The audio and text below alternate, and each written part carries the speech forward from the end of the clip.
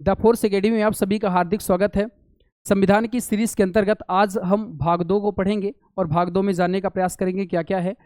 तो भाग 2 में देखें, भाग 2 में है नागरिकता। चलिए शुरू करते हैं भाग 2 को। हाँ, तो हमें आज पढ़ना है भाग 2 और भाग 2 में जो है ये आर्टिकल आते हैं 5 से लेकर के 11 तक के आर्टिकल आते हैं और भाग 2 का जो नाम है वो है नागरिकता। नागरिकता मतलब सिटीजनशिप। नागरिकता मतलब सिटीजनशिप। ठीक है। अब नागरिकता की अगर बात करें तो भारत में एकल नागरिकता का प्रावधान है। भारत में एकल नागरिकता का प्रावधान है, सिंगल सिटीजनशिप है। मतलब हमारे यहाँ के लोग केवल और केवल भारत के नागरिक होते हैं। हमारे यहाँ राज्य संबंधी कोई नागरिकता प्राप्त नहीं होती है। तो हमारे देश में केवल आपका देश की नागरिकता प्राप्त होती है। ठीक है। जबकि अगर अमेरिका की मैं बात करूं तो अमेरिका में आपका दोहरी नागरिकता का प्रावधान है। जो अमेरिका के लोग होते हैं उनको स्टेट की नागरिकता भी मिलती है, मतलब राज्य की नागरिकता भी मिलती है, और अमेरिका देश की भी नागरिकता मिलती है। तो अमेरिका में कैसी नागरिकता का प्रावधान है? दोहरी नागरिकता का प्रावधान है। दोहरी का मतलब है कि अमेरिका में राज्य की भी नागरिकता रहती है और देश की भी नागरिकता रहती है। जबकि भारत में आपको केवल और केवल देश की नागरिकता प्राप्त होती है, राज्य की नागरिकता प्राप्त नहीं होती है। जब आप फॉर्म भरते हैं उसमें लिखा रहता है नेसेसरी, तो नेसेसरी में हम बताते हैं इंडियन, ना कि एमपी, यूपी, बिहार। ठीक है। तो हमारे यहाँ स्टेट की यानी राज्य की कोई नागरिकता प्राप्त नहीं होती है। क्यों? क्योंकि भारत में एकल नागरिकता का प्रावधान है। और यह जो एकल नागरिकता का प्रावधान है ये हमने किस देश से लिया है? ब्रिटेन से लिया है। तो प्रश्न पूछा जाएगा कि भारत में एक ऐसी नागरिकता है, तो भारत में एकल नागरिकता है। मतलब हमारे यहाँ के लोग केवल और केवल देश के नागरिक होते हैं, राज्य की यानी स्टेट संबंधी कोई नागरिकता प्राप्त नहीं होती। जैसे मध्य प्रदेश राज्य है तो हम लोग मध्य प्रदेश राज्य के निवासी हैं,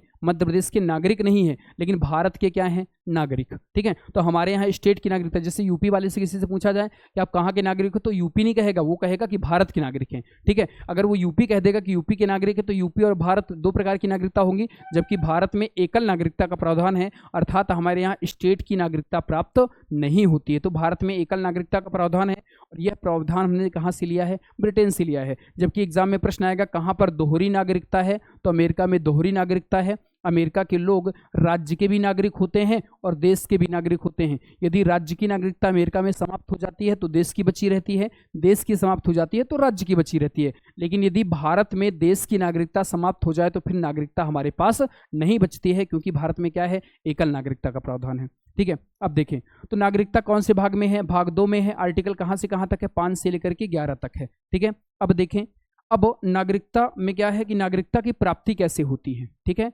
तो नागरिकता की प्राप्ति हेतु आपका प्राप्ति हेतु 5 आधार रखे गए हैं। नागरिकता की प्राप्ति हेतु कितने आधार हैं? 5 आधार हैं। पहला बाय बर्थ यानी जन्म से। दूसरा जो है, दूसरी प्रकार की नागरिकता प्राप्त होती है वंश या परंपरा के आधार पर। वंश या परंपरा के आधार पर, वंश या परंपरा के आधार पर आपको नागरिकता प्राप्त होती है। तीसरी बाय रजिस्ट्रेशन यानी पंजीकरण के द्वारा, पंजीकरण के द्वारा आपको नागरिकता प्राप्त होगी भारत की। चौथा आपका देशीकरण के द्वारा नागरिकता प्राप्त होगी, देशीकरण के द्वारा नागरिकता प्राप्त होगी। और जो पांचवा जो आधार है वो है भूमि विस्तार के द्वारा। भूमि विस्तार के द्वारा आपको भारत की नागरिकता प्राप्त होगी। ठीक है, भूमि विस्तार द्वारा। तो प्रश्न पूछा जाएगा। ठीक है। दूसरी बात, नागरिकता अधिनियम कौन सा है? तो पहला महत्वपूर्ण प्रश्न तो यही है कि जो हम पढ़ रहे हैं ये कहाँ की बात है? ये नागरिकता अधिनियम 1955 की बात है। नागरिकता अधिनियम 1955 की बात है। और नागरिकता अधिनियम 1955 में आपको नागरिकता प्राप्त होने के 5 आधार हैं। पहला जो आधार है वो है बाय बर्थ यानी जन्म से। दूसरा है वंश या परंपरा के आधार पर आप भारत के नागरिक हो सकते हैं। तीसरा आधार बाय रजिस्ट्रेशन यानी पंजीकरण के द्वारा। और चौथा जो आधार है ये देशीकरण के द्वारा। और पांचवा जो आधार है ये भूमि विस्तार के द्वारा आपको भारत की नागरिकता प्राप्त होगी। ठीक है। और हम कौन सी बात पढ़ रहे हैं? ये जो मैं बात बता रहा हूं ये नागरिकता अधिनियम 1955 में ये सारी बातें लिखी हुई हैं। ठीक है। अगर इसमें कोई भी संशोधन करेंगे हम तो नागरिकता अधिनियम 1955 में संशोधन माना जाएगा। तो पहला प्रश्न यही आएगा कि नागरिकता अधिनियम कौन सा है, तो आपको बताना पड़ेगा नागरिकता अधिनियम 1955। कितने बेस हैं नागरिकता प्राप्त करने के? 5 बेस, और ये सामने लिखे हुए हैं। अब हम इनको धीरे धीरे समझने का प्रयास करेंगे एक एक करके। ठीक है। तो पहला जो है नागरिकता प्राप्ति का आधार वो है बाय बर्थ यानी जन्म से। ठीक है, जन्म से। अब देखिए जन्म से कैसे कोई व्यक्ति भारत का नागरिक है, तो ऐसा कोई भी व्यक्ति जिसका जन्म 26 जनवरी 1950 के बाद 26 जनवरी 1950 के बाद भारत में जिसका जन्म हुआ है वो व्यक्ति जन्म से ही भारत का नागरिक है। ऐसा कोई भी व्यक्ति जिसका जन्म 26 जनवरी 1950 के बाद भारत में हुआ है वो व्यक्ति भारत का नागरिक है। लेकिन यहाँ पर अपवाद रखे गए हैं, एक्सेप्शन है। इसको छोड़ करके पहला आपका विदेशियों के बच्चों को छोड़कर, विदेशियों को छोड़कर, ठीक है, और दूसरा राजनयिकों को छोड़कर, राजनयिक यानी डिप्लोमेट, राजनयिकों को छोड़कर या इनके बच्चों को छोड़कर, तो विदेशियों को छोड़ करके और राजनयिकों को छोड़ करके आप जन्म से ही भारत के नागरिक हैं। इनको क्यों छोड़ा गया है? देखो मैंने कल बताया था आपको कि जैसे कोई भी विदेशी है, तो मान लो कोई भी विदेशी रूस का व्यक्ति यहाँ पर घूमने आया, अपने पति पत्नी के साथ घूमने आया, और मान लो रूस की उस महिला का बच्चा हो गया भारत में, तो वो आपका कहाँ पर जन्म हुआ उस बच्चे का? भारत में हुआ है। और कब हुआ है? 26 जनवरी 1950 के बाद हुआ है। तो वो व्यक्ति कहेगा कि हम भारत की नागरिक हैं, तो हम ऐसी नागरिकता उसको नहीं दे देंगे। हम कहेंगे कि भाई अपवाद है, विदेशियों के बच्चों को छोड़ करके और राजनयिक मतलब डिप्लोमेट, जो हमारे यहाँ डिप्लोमेट होते हैं, जैसे भारत के राजनयिक होंगे अमेरिका में, पाकिस्तान में, ठीक है, अलग अलग जगह होंगे।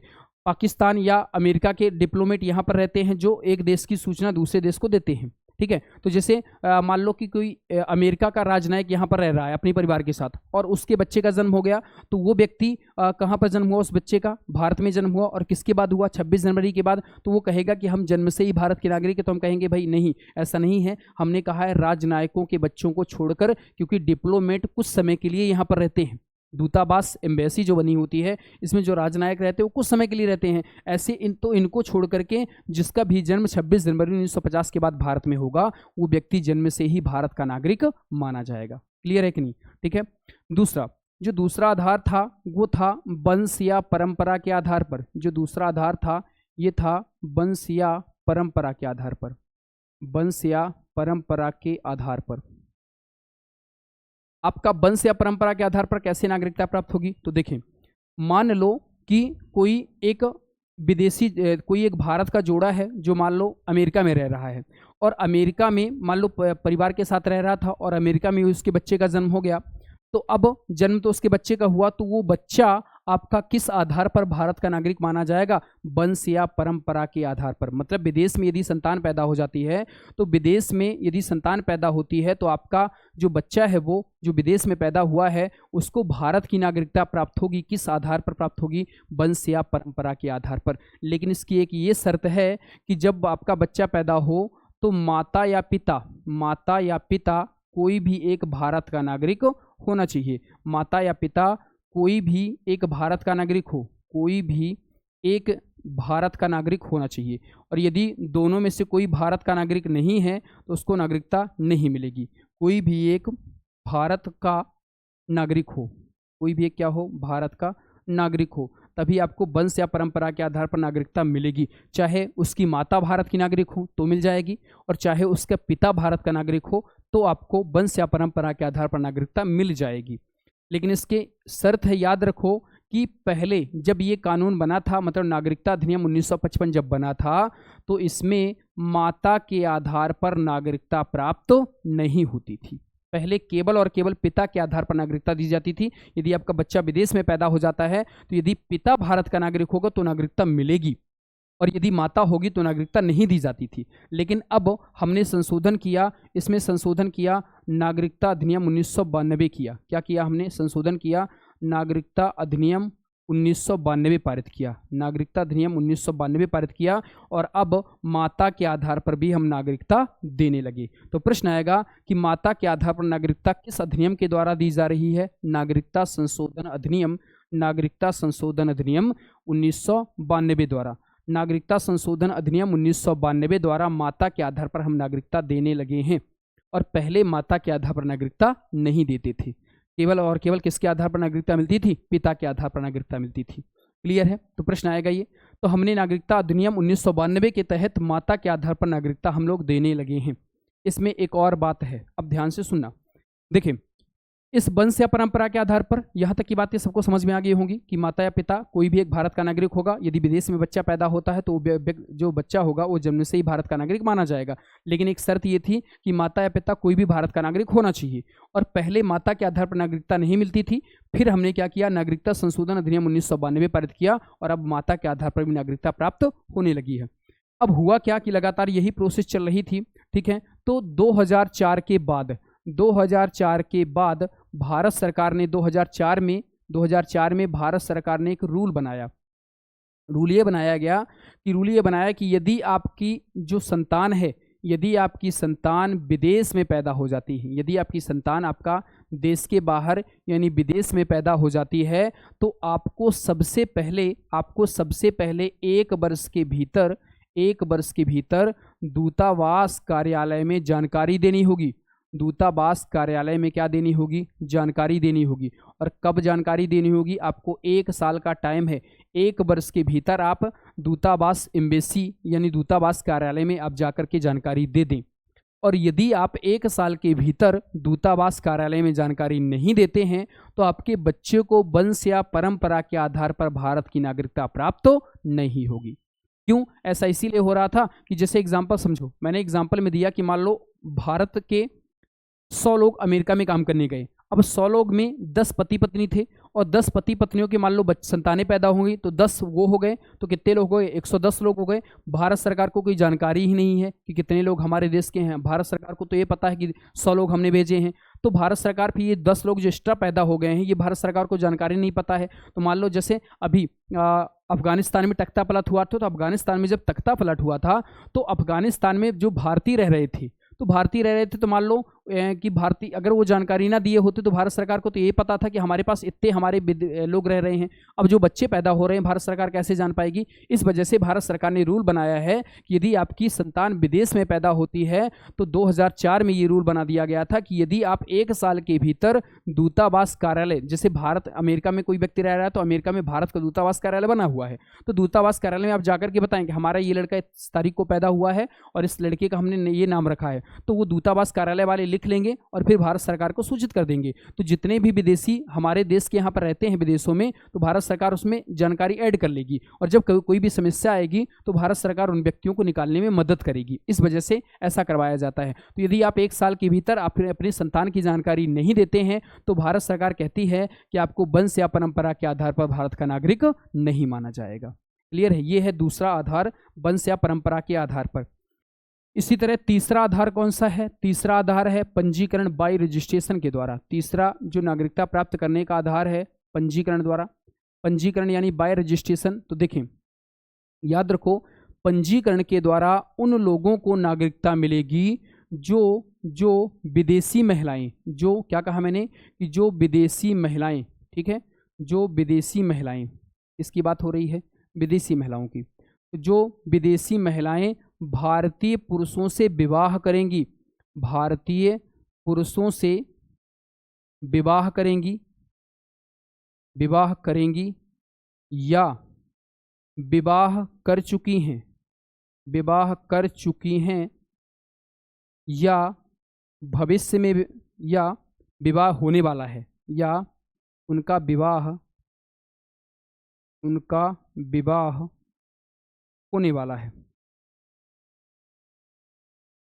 ये है पंजीकरण द्वारा। तो पंजीकरण के द्वारा उन लोगों को नागरिकता दी जाएगी जो जो विदेशी महिलाएं भारतीय पुरुषों से भविष्य में विवाह करेंगी या भविष्य में विवाह करने वाली हैं या जो भविष्य में विवाह कर चुकी हैं। उन लोगों को हम आपका किसके आधार पर नागरिकता देंगे, पंजीकरण के द्वारा नागरिकता देंगे। मान लो कि कोई भी रूस की लड़की है, वो भारतीय किसी पुरुष से विवाह करना चाहती, कोई भारतीय पुरुष गया और वो उस रूस की महिला से विवाह करना चाहता है, तो उसको नागरिकता हम किस आधार पर प्रदान करेंगे, पंजीकरण के द्वारा नागरिकता प्रदान करेंगे। अब ध्यान से सुनना, पंजीकरण में ये शर्त है कि जिनको भी पंजीकरण के द्वारा नागरिकता प्राप्त होती है उनको 5 वर्षों तक भारत में रहना होगा।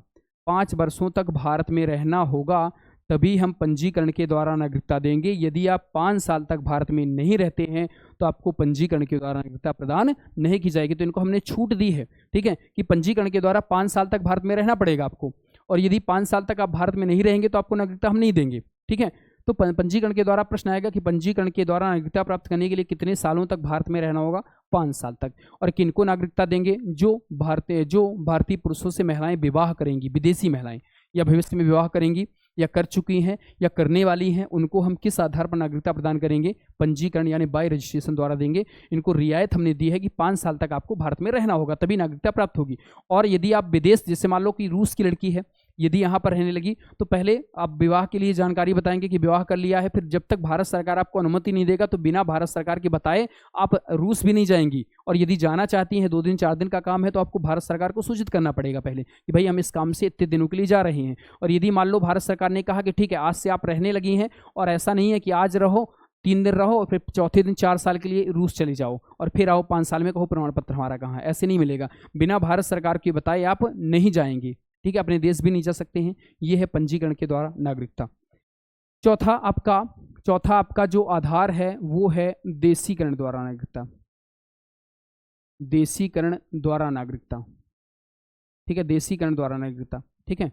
तो पहली बात तो ये कि देशीकरण द्वारा नागरिकता किनको मिलती है, देशीकरण के द्वारा नागरिकता उन्हीं लोगों को हम देंगे जिनके देश में देशीकरण के द्वारा हमारे देश के लोगों को नागरिक बनाया जाता है। जैसे मान लो कि कोई भी भारतीय है, अब भारतीय भारत की नागरिकता छोड़ना चाहता है और वो गया अमेरिका गया और अमेरिका में कहा कि भाई हम तुम्हारे यहाँ की नागरिक होना चाहते हैं। तो अमेरिका हमारे देश के नागरिक, हमारे देश के लोगों को नागरिकता देगा, किस आधार पर देगा, देशीकरण। यदि वहाँ पर देशीकरण चलता है तो हम अमेरिका के लोगों को देशीकरण के द्वारा नागरिकता देंगे, और यदि वहाँ पर हमारे देश के नागरिकों को देशीकरण के द्वारा नागरिकता नहीं मिलती है तो हम उनको देशीकरण के द्वारा नागरिकता नहीं प्रदान करेंगे। फिर से समझाता हूँ, सुनिए। जैसे मान लो कि हम लोग रूस गए, मैं चाहता हूं कि मैं रूस की नागरिकता ले लूं, तो रूस में मैं गया, मैंने कहा कि भाई मुझे रूस का नागरिक बनना है। तो रूस ने कहा कि ठीक है भाई, हम आपको रूस के नागरिक बनाएंगे और आपको नागरिकता किस आधार पर देंगे, देशीकरण के द्वारा। तो यदि रूस के लोग हमारे देश को देशीकरण के द्वारा नागरिकता प्रदान करते हैं तो हम लोग भी उनको देशीकरण के द्वारा नागरिकता देंगे, और जो लोग हमारे देश के नागरिकों को देशीकरण के द्वारा नागरिकता नहीं बना देता है तो हम लोग उनको देशीकरण के द्वारा नागरिकता नहीं देंगे। क्लियर है कि नहीं, ठीक है। मतलब जिस देश में देशीकरण के द्वारा नागरिकता मिलती होगी उन्हीं देश के नागरिकों को हम नागरिकता दे पाएंगे, ठीक है। यदि रूस हमें देता है हमारे देश के नागरिकों को देशीकरण के द्वारा नागरिकता तो हम उनके लोगों को देंगे, यदि रूस नहीं देता तो हम वहाँ के लोगों को नहीं देंगे देशीकरण के द्वारा। और देशीकरण की शर्त क्या है, देशीकरण के लिए आपको 10 वर्षों तक भारत में रहना होगा। 10 वर्षों तक कहाँ पर रहना होगा भाई, भारत में रहना होगा, तभी आपको देशीकरण के द्वारा नागरिकता मिलेगी। अगर सही ढंग से देखा जाए तो मोटा मोटा ये 11 वर्ष हो जाता है। क्यों, क्योंकि जब 1 साल तक आप रहेंगे तो 1 साल रहने के बाद आपको फॉर्म दिया जाता है देशीकरण का, और फिर फॉर्म मिलने के आप 10 साल तक भारत में रहेंगे। तो यदि आपसे पूछा जाए कि पंजीकरण के लिए शर्त कितनी थी, 5 साल, देशीकरण के लिए शर्त कितनी थी, 10 साल, ठीक है। और किनको देशीकरण के द्वारा नागरिकता देंगे, देशीकरण के द्वारा नागरिकता उनको भी प्रदान की जाएगी जो जैसे जब आपका भारत और पाकिस्तान का विभाजन हुआ था, तो विभाजन के पहले या विभाजन के समय जो आपका देश से बाहर लोग चले गए थे उनको भी हम किस आधार पर नागरिकता प्रदान करेंगे, देशीकरण के द्वारा। जैसे भाई अविभाजित भारत, जब भारत और पाकिस्तान का विभाजन नहीं हुआ था, तो भारत और पाकिस्तान का विभाजन नहीं हुआ था उस टाइम पे बहुत सारे भारतीय लोग आपका विदेशों में जाकर के बस गए थे, सेटल हो गए थे। तो यदि वो व्यक्ति यहाँ पर आना चाहते हैं तो उनको भी किस आधार पर हम नागरिकता प्रदान कर देंगे, देशीकरण के द्वारा नागरिकता देंगे। और जो देश हमें देता है उसको देंगे और जो नहीं देता है उसको हम देशीकरण के द्वारा नागरिकता नहीं देंगे। क्लियर है। और शर्त क्या है भाई, 10 सालों तक आपको भारत में रहना होगा, तभी आपको नागरिकता मिलेगी, ठीक है। अगला, चौथे के बाद आता है 5वां आधार, और 5वें आधार का नाम है भूमि विस्तार के द्वारा। भूमि विस्तार द्वारा। अब भूमि विस्तार द्वारा कैसे है कि यदि भारत भविष्य में या कभी भी भारत यदि किसी भी क्षेत्र को जीत लेता है तो वो क्षेत्र अपने आप भारत में शामिल माना जाएगा और वहाँ के लोग को नागरिकता प्राप्त होगी भूमि विस्तार के द्वारा। एग्जाम्पल समझे, जैसे मान लो कि भारत ने पाकिस्तान के ऊपर आक्रमण किया और पाकिस्तान का लाहौर वाला क्षेत्र जीत लिया, तो जहाँ लाहौर पूरा किसका माना जाएगा, भारत सरकार का माना जाएगा। और लाहौर में जो लोग रह रहे हैं उनको हम नागरिकता प्रदान करेंगे किस आधार पर, भूमि विस्तार के द्वारा। मान लो जैसे लाहौर के लोग कह रहे हैं कि हमें आपके भारत में शामिल नहीं होना है, तो हम कहेंगे अपना सामान उठाओ और निकल जाओ। ये अब क्षेत्र किसका है, भारत सरकार की। यदि यहाँ पर रहना है तो हमारे देश की नागरिकता लेनी पड़ेगी, और नहीं रहना है तो आप उठाओ सामान और पाकिस्तान जहाँ पर हो निकल जाओ। ये हमारा क्षेत्र हो गया है। तो भूमि विस्तार का मतलब होता है कि यदि भारत भविष्य में कोई भी क्षेत्र जीतता है तो वहाँ की भूमि भी हमारी होगी और वहाँ जो लोग रह रहे हैं वो लोग भी हमारे होंगे। और यदि वो लोग चाहते हैं कि हम भारत के नागरिक बनना चाहते हैं तो उनको नागरिकता हम किस आधार पर प्रदान करेंगे, भूमि विस्तार के द्वारा। भारत सरकार उनका भूमि विस्तार का प्रमाण पत्र जारी करेगी और उनको नागरिकता मिल जाएगी कि भाई आप भूमि विस्तार के द्वारा नागरिक हैं। और जब उनका भारत में काम पड़ेगा तो उनको वो प्रमाण पत्र दिखाना पड़ेगा कि हम लोग भारत के नागरिक हैं। आधार पूछा जाए तो हम दिखाएंगे कि भूमि विस्तार। जैसे हम लोग कैसे भारत के नागरिक हैं, जन्म से। हमारा जन्म 26 जनवरी 1950 के बाद भारत में हुआ है तो हम लोग जन्म से नागरिक हैं, ठीक है। जो विदेश में पैदा होता है वो वंश या परंपरा के आधार पर है। जो भारतीय महिलाएं शादी करेंगी वो पंजीकरण के द्वारा नागरिक मानी जाएंगी। जो अविभाजित भारत से बाहर रह रहा था वो देशीकरण के द्वारा नागरिक माना जाएगा। और जो जिस क्षेत्र को भारत सरकार जीतेगी वो भूमि विस्तार के द्वारा भारत के नागरिक माने जाएंगे। तो ये है नागरिकता प्राप्ति के 5 आधार, और ऐसे प्राप्त होती है भारत देश की नागरिकता, ठीक है। देखो अब नागरिकता का परित्याग भी हो सकता है भाई।